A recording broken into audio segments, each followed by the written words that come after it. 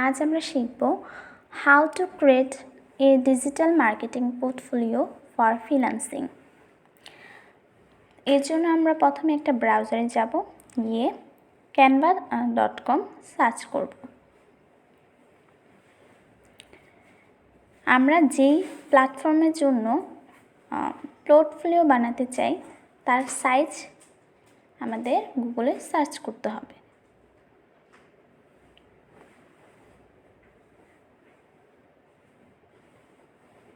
আমরা এখন fiverr.com-এর জন্য একটা পোর্টফোলিও বানাবো। তার জন্য ফাইবার পোর্টফোলিও ইমেজ সাইজ দিয়ে সার্চ করব।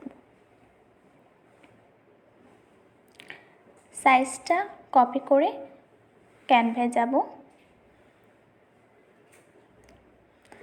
কাস্টম সাইজে ক্লিক করে তারপরে কপি কোডটা পেস্ট করব। তারপরে এরকম করে দুটোটা উইথ অ্যান্ড হাইট দুটোটা দেব। তারপরে ডিজাইনটা ক্রিয়েট করব।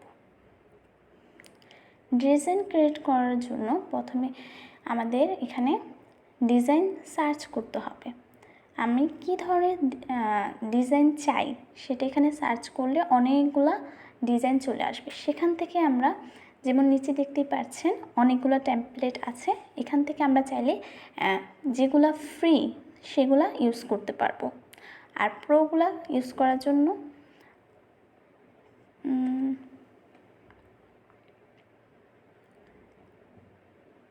তারপর টেমপ্লেটের পাশে আছে স্টাইল দিয়ে আমরা লেখা এবং টেমপ্লেটের কালার চেঞ্জ করতে পারবো এবং কোন লেখাটা এবং কোন কালারটা মানাচ্ছে সেটা দেখে একটা কালার সিলেক্ট করতে পারবো। তারপরে হচ্ছে এলিমেন্টের মধ্যে আছে graphics, shape, stack, photo, video, chats, table, audio. তারপর আছে ট্যাক্স দিয়ে আমরা যে কোনো কিছু লিখতে পারবো। টেমপ্লেটের মধ্যে কাস্টম করতে আমরা যে কোনো কিছু এই টেক্সট থেকে নিয়ে লিখব। তারপরে আছে আপলোডের এখানে আমরা ইমেজ, ভিডিও এবং অডিও আপলোড করতে পারবো। যেগুলো আমাদের কম্পিউটার বা ল্যাপটপে থাকবে তা আপলোড করে আমরা ভিডিওতে দিতে পারবো। আমি একটা ভিডিও আপলোড করে আপনাদের দেখাচ্ছি।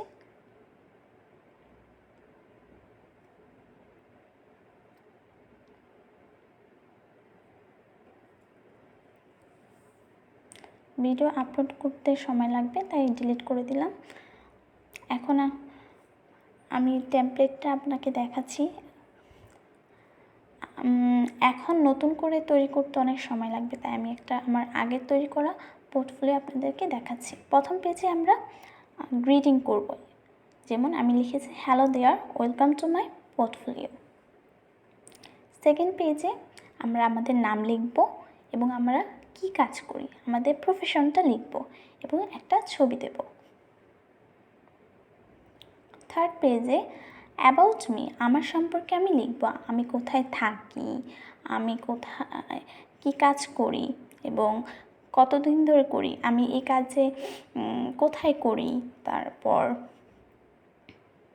এই কাজে আমি কি দক্ষতা অর্জন করেছি, আমার সম্পর্কে আমি এগুলা লিখব।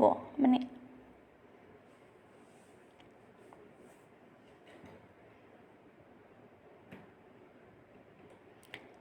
ফোর্থ পেজে মাই স্কিল, আমি কি কাজ পারি, আমার কি দক্ষতা আছে সেগুলো লিখব। তারপরে পেজে মাই স্কিল আছে, তারপরে হচ্ছে মাই সার্ভিস, তারপর পোর্টফোলিওগুলো, যে কাজগুলো আমি করেছি সেই কাজগুলোর স্ক্রিনশট দেব এবং কি কাজ করেছি তার পাশে লিখে দেব।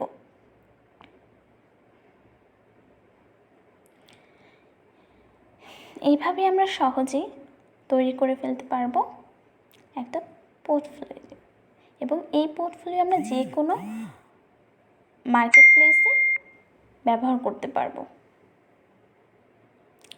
এখন আমরা দেখে নিই পোর্টফোলিওটা কেমন দেখা যাবে প্লে করলে।